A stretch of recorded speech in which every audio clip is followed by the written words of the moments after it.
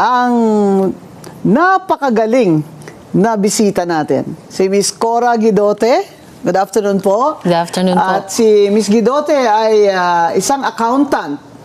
No? CPA po siya. At meron siyang master's degree sa Applied Economics. Dati po siyang nagtrabaho as Executive Director ng Investor Relations sa Bangko Sentral ng Pilipinas. Kaya mga kababayan, karangalan po natin ngayon, kausap si Ms. Cora Guidote tungkol sa ekonomiya sa ilalim ng administrasyon ni Bongbong Marcos. Good afternoon, Cora. Good afternoon, attorney, at isang karangalan din na maging guest mo. Thank you po. May call you, Cora? Opo, opo. Ma'am, ito kasi ang mga karaniwang tao kasi na hindi naman po talaga nila inaaral itong mga economics, no? Lalo na yung mga term. Kailangan po mapaliwanag sa kanila kung bakit ang ekonomiya natin ay palala ng palala. At sa tingin ninyo, ito ba ay gagaling pa sa loob ng 2 taon? Magandang tanong po yan, attorney. Siguro bago ko umpisahan yung mga numero, no? Kasi ang economics talaga, it's about numbers, no? Yes. So, explain ko lang kung ano ba yung gross domestic product. Yun. Okay. Yung gross domestic product, yung ginagamit ng mga ekonomista para sukatin ang performance ng isang ekonomiya. At may mga components yan.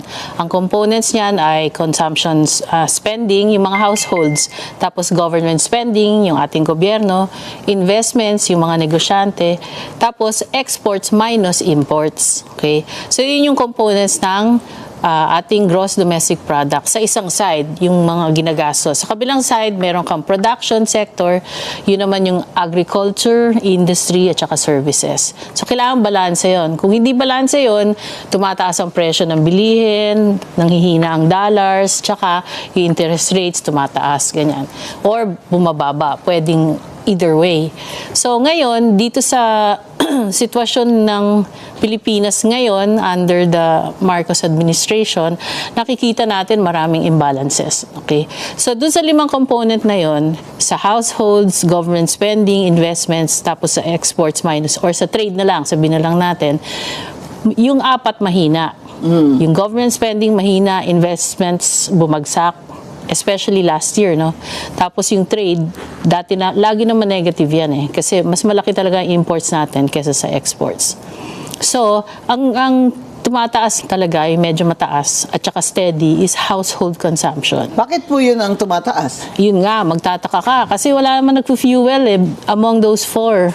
Sa labas kasi ng GDP, meron ka pang net factor income. Yung net factor income na yun ay yung mga remittances ng mga residents abroad. OFW. Minus yung earnings ng mga foreigners na nagtatrabaho dito. So, net, kaya net siya kasi Plus minus. Plus minus, yun. So, yung OFW remittances, yan lang nagdadala sa household consumption. $35.6 billion po yan itong taon na ito. Kaya po yung household consumption natin, tumaas pa ng 4.6% nung 2025. Dahil po sa remittance ng OFW. Well, that's a big factor. I wouldn't say naman na siya lang, no? Oo. Pero kung siguro, kung wala yun, malamang yung growth natin negative na. So ngayon po, ano po ang growth rate natin? Ngayon, 4.4% for the whole year. Nung fourth quarter 2025, 3% na lang. So bumababa. So nung third quarter, 4% na lang yung GDP growth. Nung fourth quarter, na kailangan na normally mataas kasi holiday spending, Yes. 3% lang ang tinaas. So, yung full year natin, 4.4%. Ang target ng mga ekonomista nun, pati ang government, was 5.5%. So, we missed it by, more than 1.5%. So ano pong ibig sabihin yan? Ibig sabihin yan, mahina talaga yung ekonomiya kasi bumababa yung growth. So mas marami pong mahirap. Actually, talagang tumaas ang unemployment. Bumaba siya ng 38% yung binaba. Wow. 38%. No, almost 39%. So, kaya yung jobless for December 2025 was 2.26 million Filipinos. That's right. Ganyan. 2.26 million Filipinos po ang walang Million. trabaho as of December 2025. Oo. At yan po ang mga batang pinag-aaral ng mga magulang, pinag-uutangan para lang makabayad ng tuition. Yan po ang mga pinapaaral ng mga OFW natin abroad na nagpapadala ng pera. At tataas pa yan this year. Bakit po sinabi niyo yan? Kasi kung kulang ang investments, tapos maraming gagraduate pa, di ba? Every year, ang nag-graduate ng mga students natin is between 800 and 900,000. Wow. Ganun karami. Tapos ilan lang ang trabaho available. Ilan lang ang magiging available. Marami pang nawalan ng trabaho last year kaya tumaas, 'di ba? So ibig sabihin very competitive ngayon yung matindi ang labanan sa hanap ng trabaho. Kaya yung underemployment natin mataas din, 'di ba? Kasi yung iba they settle for less already para lang Underemployment po, yun yung nag-aral kayong maging pulis, pumasa pa kayo sa board, example lang, or hindi kayo pumasa pa sa board, magtrabaho na lang kayong security guard. Ganun. Dahil wala nang trabaho. Kaya janitor or ganyan. Pero yung hours, kasi imbis na 8 hours, 4 hours tatanggapin mo na para lang magkapera ka. Yes. Ganun ang That's underemployment. Oo. So, kaya mataas din yun kasi kung walang mahanap na trabaho, they settle for less. Yes, kaysa magutom naman. Kaysa magutom. Opo. Kaya lang, dahil nga mas tumaas yung unemployment, mas marami yung nagugutom ngayon kasi mas konti yung may trabaho. Ano naman po ang epekto ng massive na korupsyon, lalo na sa flood control corruption nitong BBM administration sa ating ekonomiya? Maraming effects yan kasi unang-una, yung corruption, nagli-leak nga yan, di ba? So, imbis na mapunta sa tao yung pera, lumalabas ng ekonomiya yan kasi nalalaunder yung pera di ba? So, kaya maski may government spending, hindi tumataas yung ekonomiya masyado. Or in fact, bumagal. Lalo na ngayon, walang masyadong government spending after the massive corruption. Hinihinaan ng DPWH ang spending. Baka ito na nga yung katotohanan na dapat spending di ba? Kasi they curtailed spending dahil nga sa corruption. Pero baka ito yung totoong dapat na spending ng government. Nilolobo lang nila noon dahil may kickback sila. Up to 30%. Correct. Yung kickback na yon, lumalabas ng ekonomiya yon. Kasi linolonder nila yung pera. Tama. Siyempre, kung magnanakaw sila ng pera, hindi nila itatago dito sa ating bangko sa Pilipinas. Maamlas sila Kaya nilalabas po nila yon. Yung iba ay nagdideposito sa ibang bansa. O kaya inininegosyo po nila sa ibang bansa. O kaya bibili lang sila ng malaking real estate o mga mahaling kotse, ganyan. O kaya mahaling relo, jewelry, bags, ganun. Gold. Yan, bili Para sila. maitago po nila yung mga kinulimbat nila sa bayan. So yan ang isang effect, no? Ang second, yun nga, nawawala yung investor confidence. Yun. Kasi pag walang accountability yung mga tao, yung mga kawatan, syempre lumalakas ang loob nila So dumadami rin yung corrupt pati sa lower ranks ng government. Kasi pag walang hinuhuli, wala namang natatanggal sa trabaho.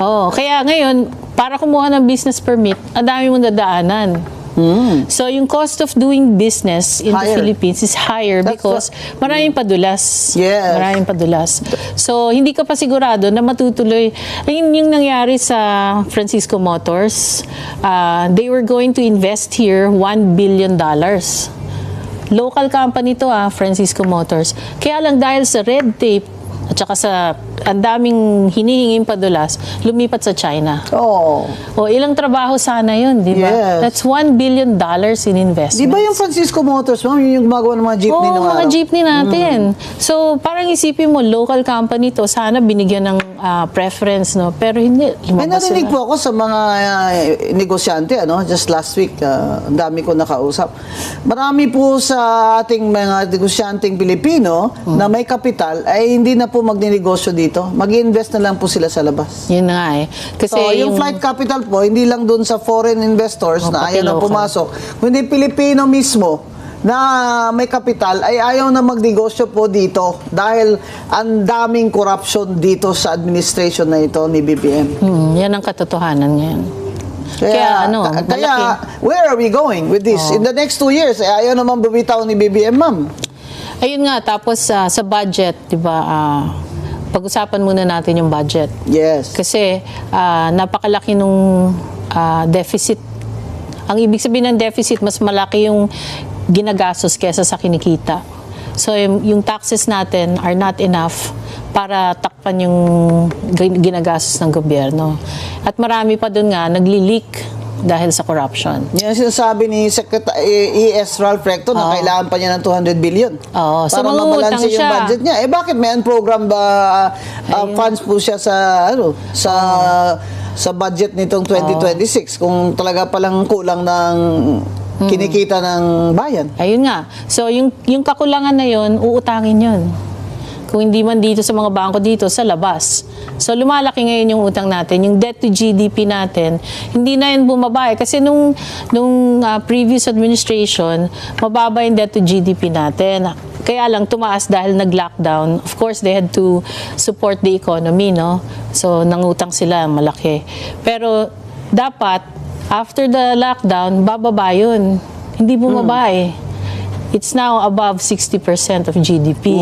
Yung ganon. So, at lalaki pa siguro yan kasi nga may deficit pa tayo. So, mangungutang pa sila. So, sino magbabayad niyan utang na yan?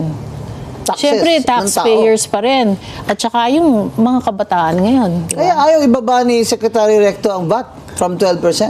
Our highest in Asia. Yeah. Ayaw ibaba kahit sa 10%. Siya nag-author niyan eh. Correct. Si Vatman. Yeah, siya So nag-author kahit sa niyan, 10% ayaw po niya ibaba dahil talaga pong bagsak ang ekonomiya. Actually- So kukunin niya po sa atin kahit tricycle driver nagbabayad ng VAT pag bumibili siya ng gatas eh. Actually, kung tutuusin, kung walang corruption, kasyang-kasya yung tax natin. Yun.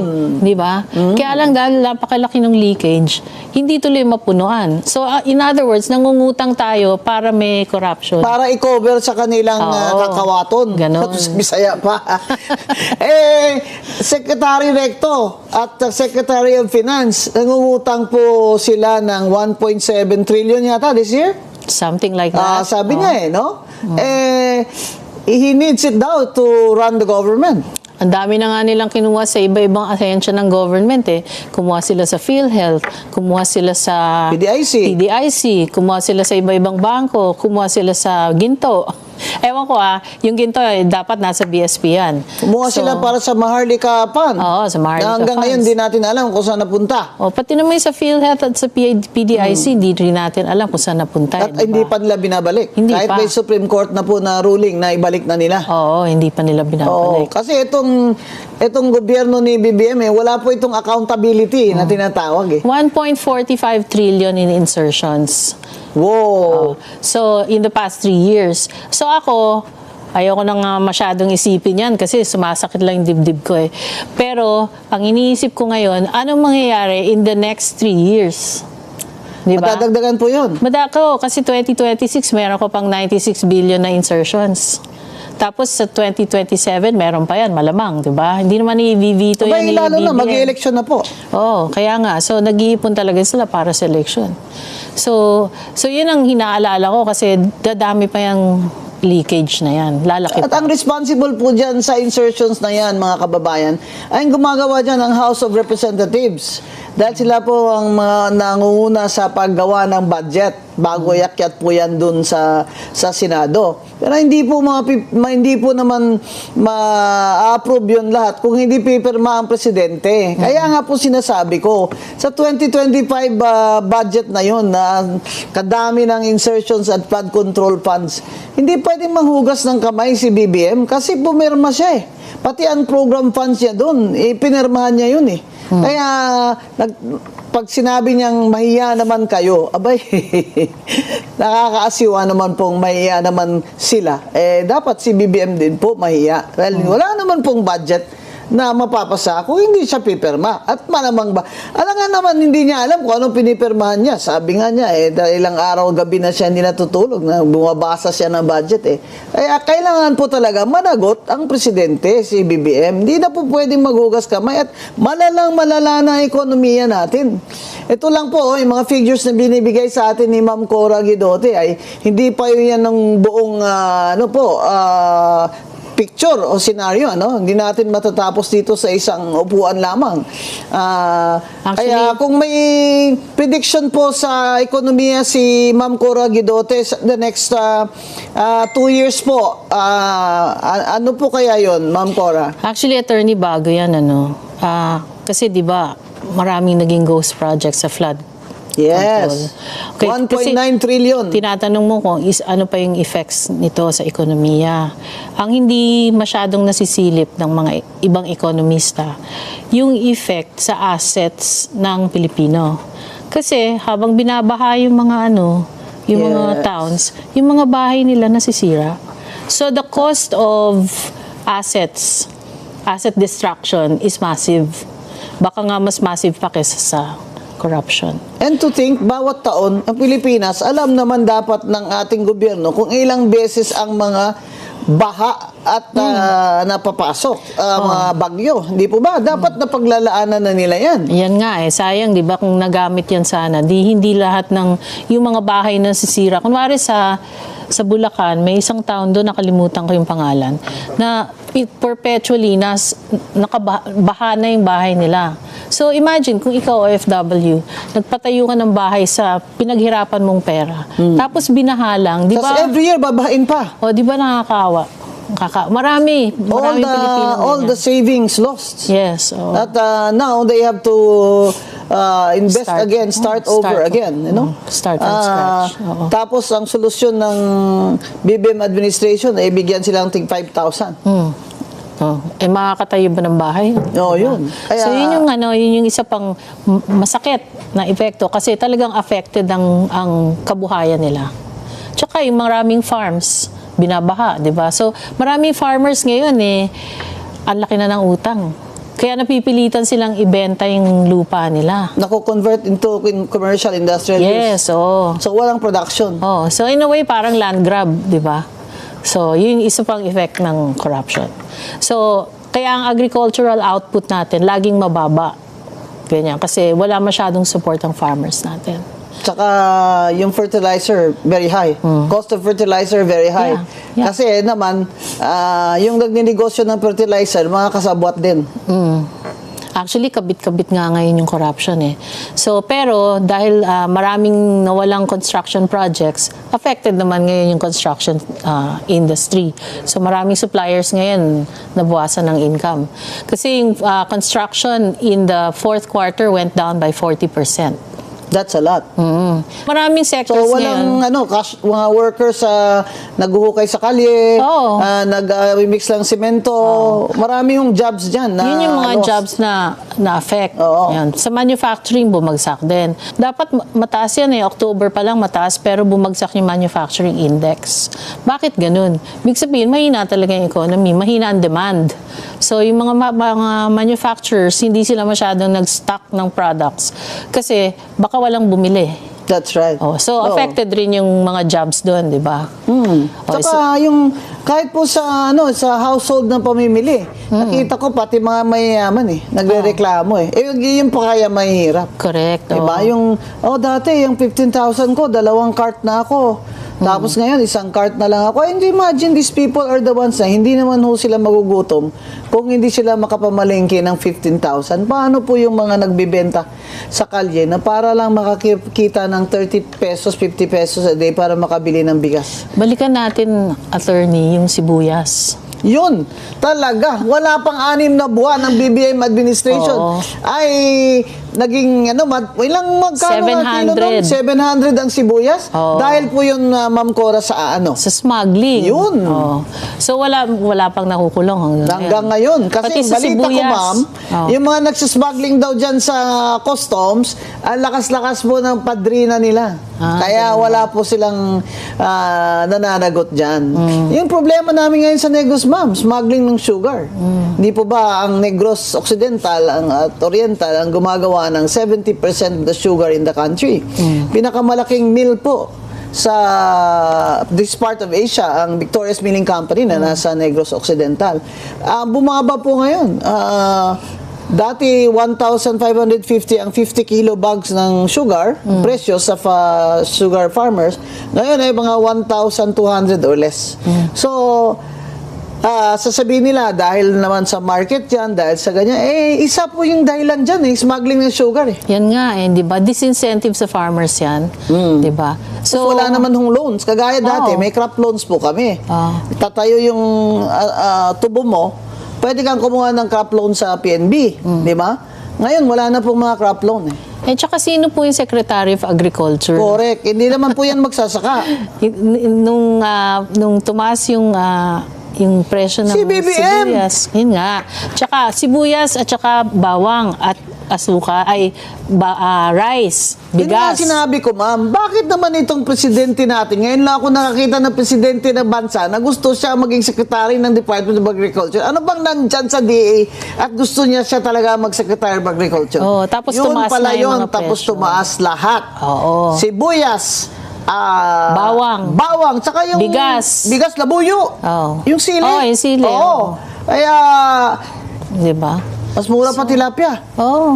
Grabe. Grabe Kaya, pag hindi po ito masosolve ni BBM in the next 12 months, ay wala na po akong positive na projection or optimism na magagaan po ang buhay ng mahirap na Pilipino bago mag-eleksyon. Opo. Kaya po tinatanong nyo kanina, so what can we expect in the next 2 years? Yes, bago po diba? tayo mag-end, ma'am, what can we expect? So, well, first of all, dun sa corruption, mukhang tutuloy pa yan kasi nakita nyo naman 2026 may insertions pa. So may 2027 ka pa, meron ka bang 2028. So kung may insertions pa yon, 96 billion na this year, next year baka ganun din, di ba? And then, so may insertions pa yan.